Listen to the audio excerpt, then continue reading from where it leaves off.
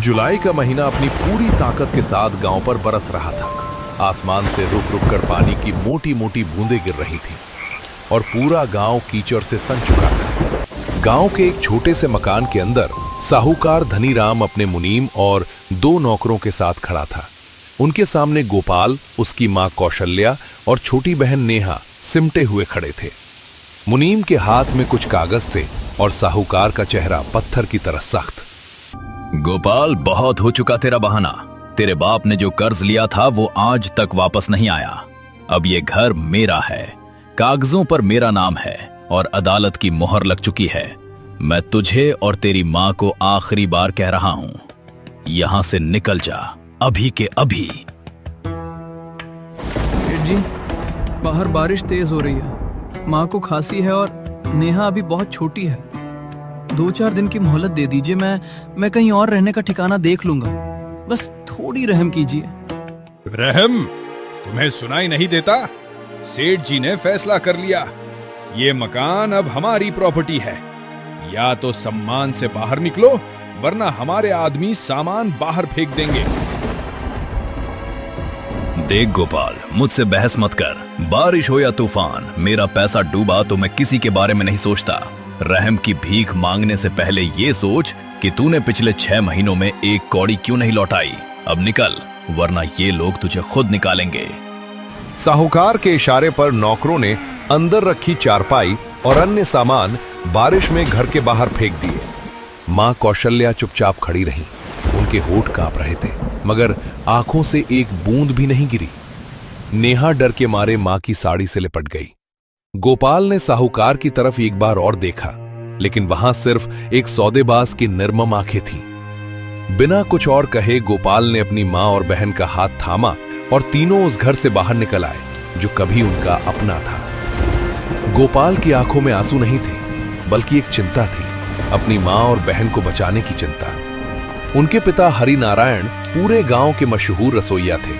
उनके हाथ के छोले पूरी की महक से पूरा गांव जागता था, पर पिछले साल अचानक बीमार पड़े और चल बसे। पीछे छोड़ गए ढेर सारा प्यार, एक कर्ज और एक जबरदस्त स्वाद का राज।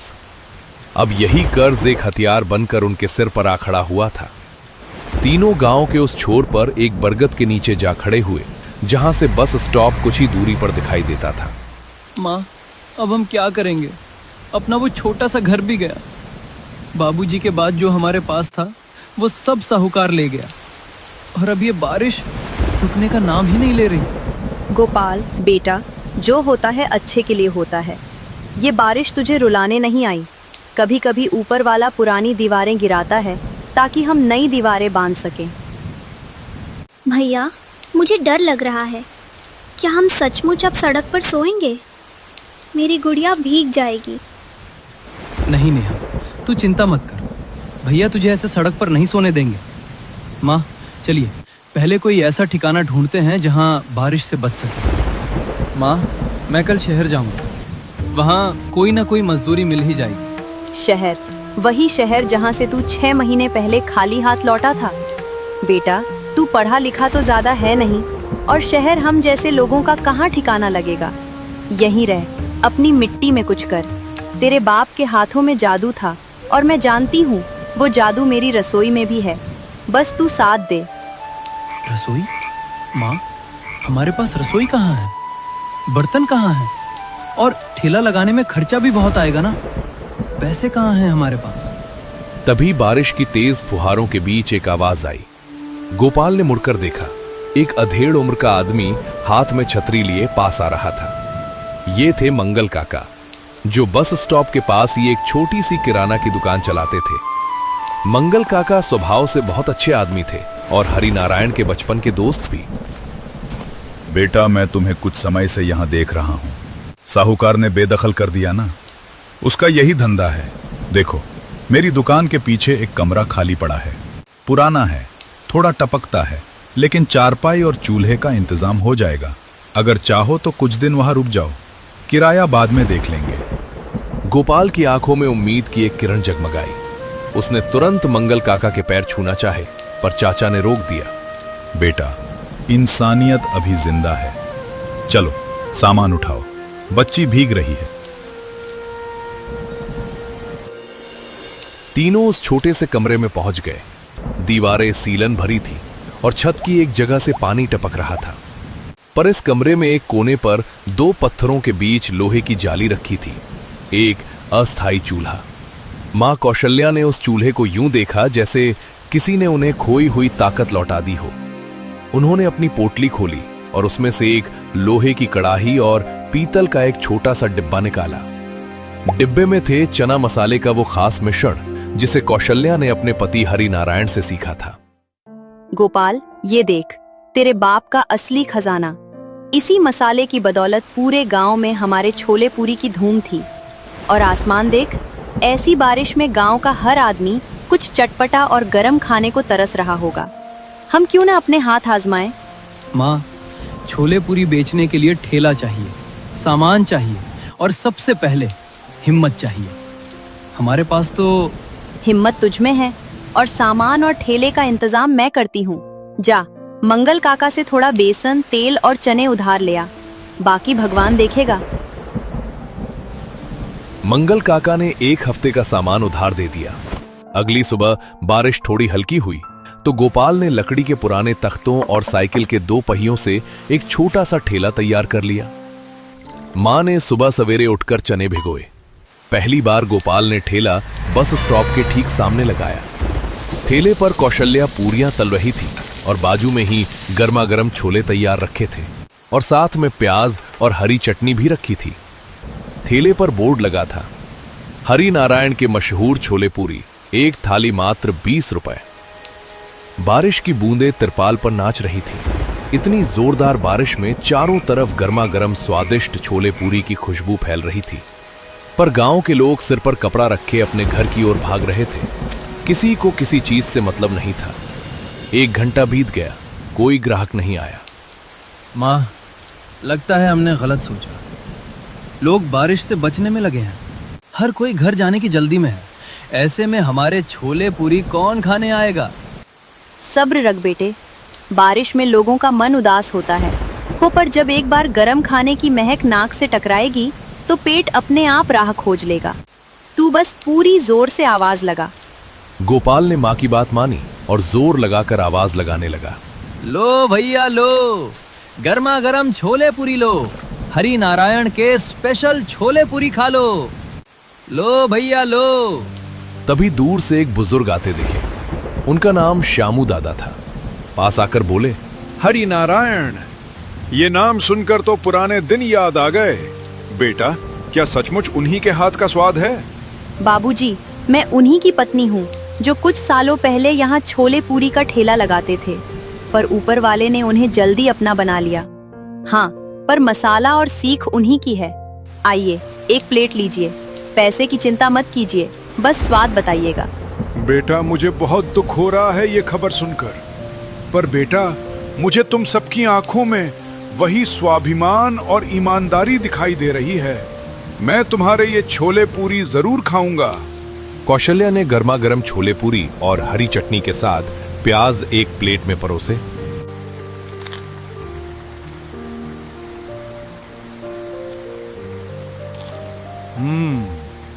बेटी, रुला दिया तुमने तो। ठीक वही स्वाद सालों बाद।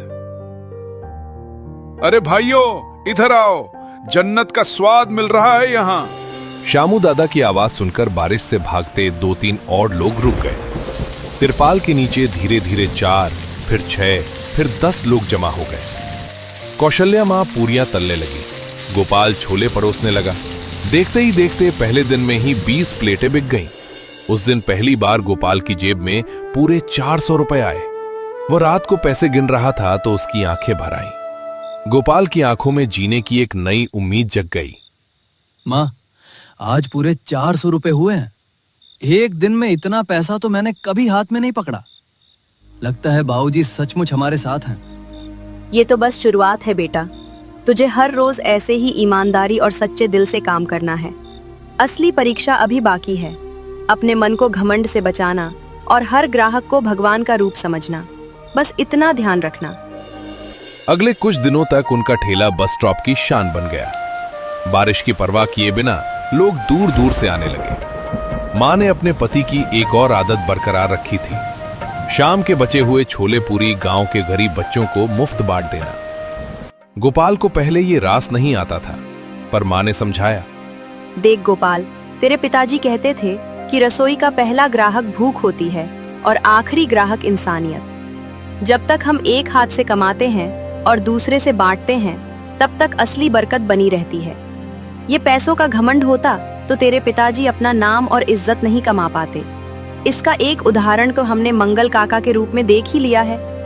उन्होंने हमसे अभी तक कुछ शिकायत नहीं की और हम पराये पर पूरा विश्वास दिखाकर हमें रहने के लिए जगह दी है और ये काम शुरू करने में मदद भी की है।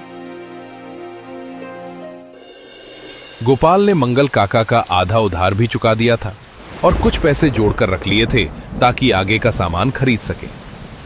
सब कुछ ठीक चल रहा था, लेकिन कुदरत को शायद उनकी परीक्षा लेना बाकी था। लगातार बारिश और सीलन भरे कमरे में रहने की वजह से मां कौशल्या की खांसी अब भयानक रूप ले चुकी थी। मां आंखें खोलो। गोपाल ने मां को चारपाई पर लिटाया और गांव के सरकारी डॉक्टर के पास भागा। डॉक्टर ने जांच की तो पता चला कि मां को भारी बुखार हो गया है और तुरंत दवाइयों और आराम की जरूरत है। दवाइयां महंगी थीं और डॉक्टर की फीस अलग। गोपाल ने जोड़ी हुई सारी पूंजी दवाइयों पर खर्च कर दी। ठेले का सामान खरीदने के पैसे भी उसमें चले गए। मां बिस्तर पर पड़ी रही तो ठेला लगाना बंद करना पड़ा। मां, सब पैसे खत्म हो गए। दवाइयां तो आ गई हैं, लेकिन कल के लिए सामान कैसे खरीदूं? और आपको तो आराम की जरूरत है। मैं अकेला ठेला भी नहीं संभाल सकता। बेटा, मेरी चिंता मत कर। तू मेहनत करने से डरता नहीं, बस ये वक्त भी गुजर जाएगा। जा, कुछ दिन कहीं मजदूरी कर ले। पेट भरना जरूरी है। ये कमरा और चूल्हा तब तक यूं ही पड़े रहेंगे। गोपाल ने अगले ही दिन से गांव के मुखिया के खेतों पर मजदूरी शुरू कर दी। सुबह से शाम तक बारिश और कीचड़ में काम करता, लेकिन मजदूरी इतनी कम थी कि मां की दवा और घर का खर्चा मुश्किल से चल पाता। नेहा कभी कभी मंगल काका की दुकान से थोड़ा राशन उधार ले आती और मां किसी तरह 2 रोटियां बना लेती। पूरा 1 महीना ऐसे ही तपस्या में बीत गया। गोपाल थककर चूर हो चुका था, लेकिन हिम्मत नहीं हारी। एक शाम जब वो खेत से लौटा तो उसने देखा कि मां अपने पैरों पर खड़ी हैं और उनकी आंखों में एक अलग सी चमक है। गोपाल, मुझे लगता है अब मैं ठीक हूँ। कमजोरी है, मगर बैठकर तो काम कर ही सकती हूँ। तू मेरी मदद करेगा तो हम फिर से ठेला लीड्स लगा सकते हैं। बस शुरुआती सामान का इंतजाम करना होगा। मां, सामान के लिए पैसे तो सब खत्म हो गए। मंगल काका का पुराना उधार भी बाकी है और कुछ नया मांगने की हिम्मत नहीं होती। तू एक बार जाकर अपने ग्राहकों को बता कि तेरी माँ ठीक हो गई है और तू फिर से छोले पूरी का ठेला लगाना चाहता है। बाकी देखना, जो लोग तेरे मुफ्त खाने की इज्जत करते थे वही आज तेरी मदद करेंगे। गोपाल को मां की बात समझ आई। अगली सुबह वो चौपाल और बाजार में गया और लोगों को बताया कि कल से वो फिर से ठेला लगाएगा, लेकिन उसे सामान के लिए थोड़ी मदद चाहिए। ये सुनते ही गांव वालों ने जो किया, उसने गोपाल की आंखें नम कर दी। जिस बुजुर्ग ने पहली प्लेट खाई थी, उन्होंने 100 रुपए का नोट गोपाल के हाथ में थमा दिया। कुछ औरतों ने अपने घर से बेसन और आलू दे दिए। मंगल काका ने कहा कि पुराने उधार के बारे में नहीं सोचा और नया सामान भी दे दिया। कहा जब कमाई होगी तब चुकाना। अगली सुबह हल्की बूंदाबांदी के बीच छोले पूरी का ठेला फिर से नीम के पेड़ के नीचे सज गया। मां बैठकर पूरियां तल रही थी और गोपाल छोले परोस रहा था। गांव वाले पहले से ज्यादा प्यार से आए। देखते ही देखते ठेला पहले से भी ज्यादा चल निकला। अब गोपाल समझ गया था कि सच्ची कमाई का असली सहारा लोगों का दिल होता है, न कि सिर्फ पैसा। लेकिन साहूकार धनीराम ये सब देखकर अंदर ही अंदर जल रहा था। उसे लग रहा था कि उसकी इज्जत और दबदबा दोनों खतरे में पड़ रहे हैं। गांव के लोग खुलेआम कहने लगे थे कि हरि नारायण का बेटा उस साहूकार से कहीं बेहतर इंसान है, जिसने इन्हें बारिश में बेघर किया था। अब तक धनीराम को बस सेठ जी कहा जाता था, लेकिन अब चौपाल पर उसकी चर्चा कड़वाहट के साथ होने लगी थी। उसने अपने मुनीम राम लखन को तुरंत बुलाया। मुनीम जी, ये गोपाल और उसकी माँ मेरी नाक कटवा कर रहेंगे। पहले तो बारिश में बर्बाद होने से बच गए और दूसरी बार तो बीमारी से खत्म होते होते बचे, और अब ये पूरा गांव इनकी मदद कर रहा है। ऐसा काम पहले भी उनके बाप हर नारायण ने किया था। जब तक वो जिंदा था गांव में उसी की ईमानदारी की चर्चा थी और बात यहाँ तक बढ़ गई कि लोग उसे सरपंच बनाने की बात करने लगे। पर अच्छा ही हुआ कि वो उस खौफनाक बारिश में मर गया, वरना आज वो सरपंच होता और गरीबों की मदद करता, जिससे कोई मेरे पास कर्जा लेने नहीं आता। जानता हूं सरकार, उस वक्त में तो हरिनारायण लगभग गांव का सरपंच बन ही गया था, पर आपका नसीब जोरों पर है। चिंता ना करे, ये गांव आपके ही मुट्ठी में है। पर अब ये कौशल्या और उसका लड़का मेरी आंखों में चुभ रहे हैं मुनीम जी। कुछ ऐसा करो कि इनका ठेला जड़ से उखड़ जाए, और ऐसा तरीका जो किसी को शक तक ना हो। सेठ जी, मैंने एक तरकीब सोची है, लेकिन इसमें थोड़ा दिमाग और कागजों का खेल होगा। आपको बस एक बात बतानी है, वो नीम का पेड़ जिसके नीचे गोपाल ठेला लगाता है, वो जमीन किसकी है? वो तो सालों से बंजर पड़ी है, न किसी के खेत में आती है, न किसी के नाम दर्ज है। लोग बस ऐसे ही इस्तेमाल करते हैं। बस यही तो हमारा हथियार है। अगर उस जमीन का कोई रिकॉर्ड नहीं है तो हम रिकॉर्ड बना सकते हैं। आपके पास पुराने कागज तो है ही, उन्हीं में हम एक ऐसा दस्तावेज तैयार करेंगे जिससे साबित हो कि वो जमीन आपके परदादा के जमाने से आपकी है। फिर गोपाल को वहां से हटाने का कानूनी हक हमें मिल जाएगा। शाबाश मुनीम जी, ये हुई ना बात। अगर वो अपनी मर्जी से नहीं हटा तो पंचायत में घसीटेंगे। पंचायत के कुछ लोग मेरी जेब में हैं, बस ये काम चुपचाप और जल्दी से होना चाहिए। अगले ही 2 दिनों में मुनीम ने एक पुराने कागज पर स्याही और मुहर से ऐसा दस्तावेज तैयार किया जैसे सचमुच वो नीम वाली जमीन कभी धनीराम के बाप दादा की रही हो। तीसरे दिन सुबह मुनीम जी 2 आदमियों के साथ वहां आ धमका। गोपाल, ये नोटिस है। सेठ धनीराम ने पंचायत में शिकायत की है कि तुम उनकी निजी जमीन पर बिना इजाजत ठेला लगा रहे हो। आज शाम चौपाल पर सुनवाई है, तब तक ठेला यहां से हटा लो, नहीं तो जबरदस्ती उठवाना पड़ेगा। गोपाल सन्न सा रह गया। मां कौशल्या का चेहरा सफेद पड़ गया। ये क्या बकवास है? हम तो महीनों से यहाँ ठेला लगा रहे हैं। इस पेड़ के नीचे तो पूरा गांव बचपन से आता रहा है। अचानक ये सेठ की जमीन कैसे हो गई? ये सब पंचायत में बताना, अभी ठेला हटाओ। गोपाल ने मजबूरन ठेला वहां से हटा दिया। शाम को चौपाल पर भीड़ जमा हो गई। धनीराम ने अपना बनावटी दस्तावेज पेश किया जिस पर कुछ पुरानी लिखाई और एक मुहर थी। उसके साथ 2 गवाह भी थे जो पहले से तैयार बैठे थे। पंचायत के पूज्य सदस्यों, ये जमीन मेरे पूर्वजों की है। मैंने वर्षों से इस पर कोई दावा नहीं किया क्योंकि मुझे जरूरत नहीं थी, लेकिन अब ये लड़का बिना पूछे यहाँ कारोबार कर रहा है और मेरी जमीन का व्यावसायिक इस्तेमाल हो रहा है।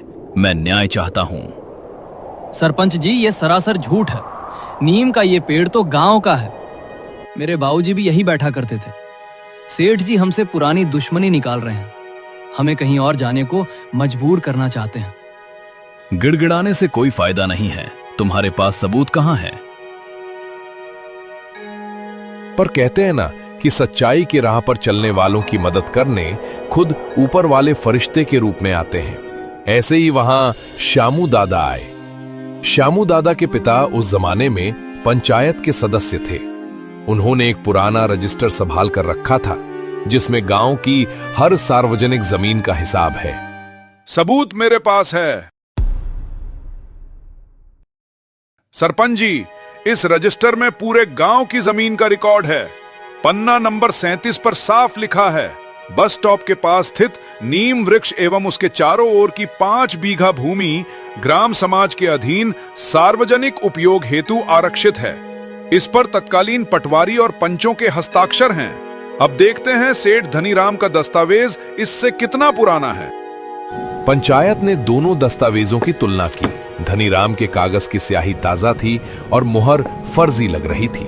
श्यामू दादा के रजिस्टर के हस्ताक्षर और कागज की उम्र सब कुछ असली बयान कर रहे थे। पूरी पंचायत में सन्नाटा छा गया। ये तो खुला धोखा है। धनीराम ने न सिर्फ गोपाल को बल्कि पूरी पंचायत को गुमराह किया है। ये जमीन गांव की है और उस पर किसी भी गरीब को ठेला लगाने का पूरा हक है। धनीराम का चेहरा उतर गया। भीड़ में से किसी ने चिल्लाकर कहा, अरे खोटे राम, अब बोल, तेरी पोल खुल गई। बस फिर क्या था, पूरा गांव खोटे राम चिल्लाने लगा। सरपंच ने फैसला पलट दिया और धनीराम पर झूठा मुकदमा दायर करने के लिए जुर्माना लगाया। गोपाल की आंखों से खुशी के आंसू बह निकले। उस दिन से वो और भी सम्मान के साथ उसी नीम के पेड़ के नीचे ठेला लगाने लगा। अब गांव वाले ही नहीं, आसपास के गांवों से भी लोग ये जानने आते कि खोटे राम की जमीन वाली कहानी का हीरो कौन है। मां, आज मैंने सीख लिया कि सच्चाई के पक्ष में सबसे बड़ी ताकत वो नहीं जो पैसे से खरीदी जाए, बल्कि वो जो सालों की ईमानदारी से कमाई जाए। श्यामू दादा का रजिस्टर हमारी ढाल बन गया और उनका साथ देने का कारण सिर्फ हमारे पिताजी की ईमानदारी और अपनापन था, जिन्होंने कभी इन श्यामू दादा को भी मुश्किल वक्त में मुफ्त में खाना खिलाया था। बेटा, सच्चाई की हमेशा जीत होती है, भले ही थोड़ी देर हो जाए। पर याद रख, आज हमारे साथ गांव इसलिए खड़ा हुआ क्योंकि हमने कभी अपनी कमाई में बेईमानी नहीं की। तेरे पिताजी का नाम ही हमारी पूंजी है, कभी उसे दाग न लगने देना। उसी दिन से लोगों का साहूकार से विश्वास उठ गया। सभी लोग उसे धनीराम नहीं बल्कि अब खोटे राम के नाम से पहचानने लगे। अब कोई खोटे राम से कर्ज नहीं लेता था। कर्ज लेने के लिए सभी जमींदार की तरफ जाने लगे और हर कोई व्यापार करने में भी हिचकिचाता था। लोगों को लगने लगा कि ये व्यापार में भी विश्वासघात कर सकता है। इसीलिए लोग व्यापार के लिए अलग अलग पर्याय ढूंढने लगे। समय बीतता गया। बारिश का महीना अपने आखिरी चरण पर था और सर्द हवाएं चलने लगी। गोपाल और कौशल्या ने अपनी सारी बचत और लोगों की मदद से अब पक्की दुकान खोल दी थी। दुकान का नाम रखा गया हरिनारायण छोले पूरी भंडार।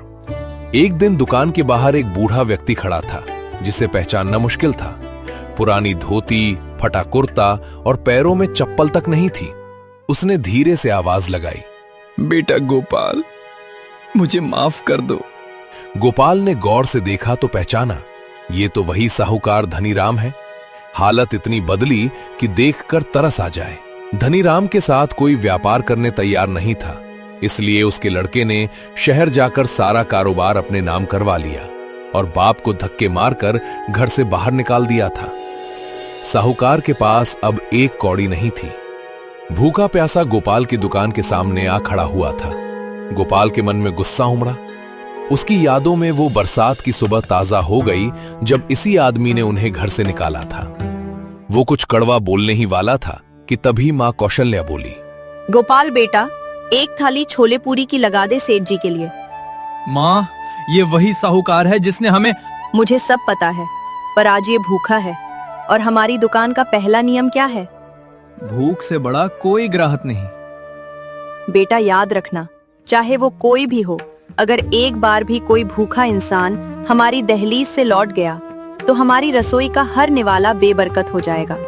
हमें मालूम है ना, 2 वक्त की रोटी का मोल क्या होता है।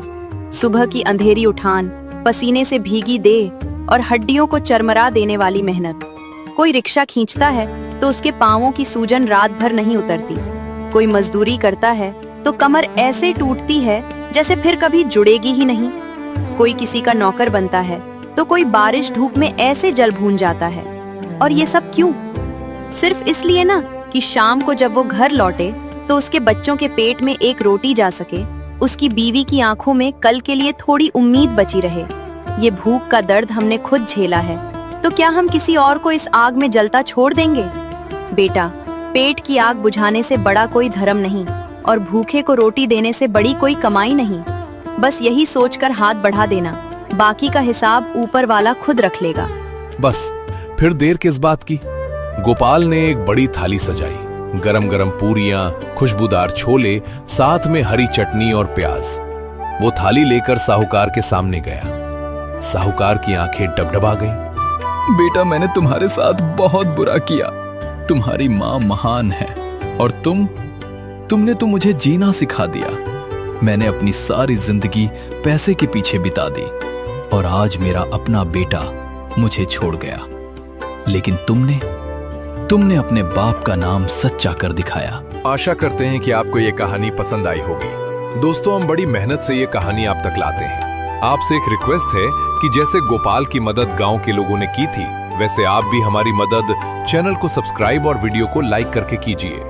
हम आपके हर एक लाइक और सब्सक्राइब के दिल से बहुत बहुत आभारी हैं और आशा करते हैं कि इससे बेहतर कहानियां आगे भी लाते रहेंगे। हम यही दुआ करते हैं आप और आपका परिवार खुश रहें और हमारी मजेदार कहानियां देखते रहें। धन्यवाद।